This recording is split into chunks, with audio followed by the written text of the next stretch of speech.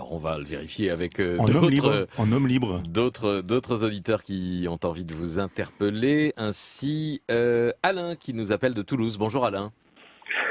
Oui, bonjour Monsieur Onfray, bonjour Monsieur Cohen. Bonjour. Voilà, vous avez un petit peu abordé le sujet dès le début de votre entretien.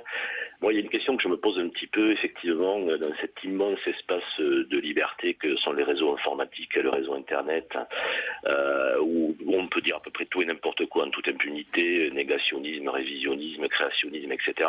Est-ce qu'au fond, vous n'y voyez pas un paradoxe entre cette apparence, cet apparent espace de liberté qui serait, à mon sens, si je vous demande votre avis, une atteinte fondamentale à la démocratie?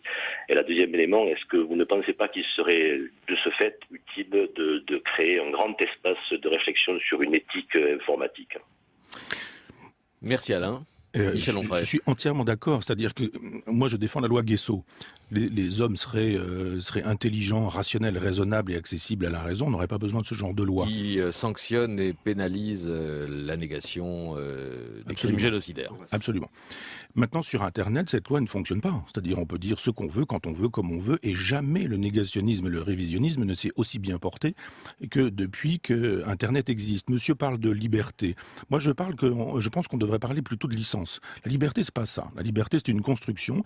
La licence, c'est effectivement la possibilité pour Faurisson de mettre en ligne directement ses propos sur Internet, et on considère qu'il s'agit d'un exercice de la liberté. Je ne crois pas.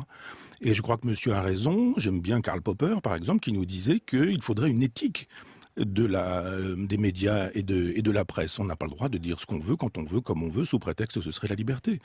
Donc je pense qu'effectivement, c'est un magnifique espace de liberté, Internet, où on trouve tout et où on n'a pas non plus les moyens.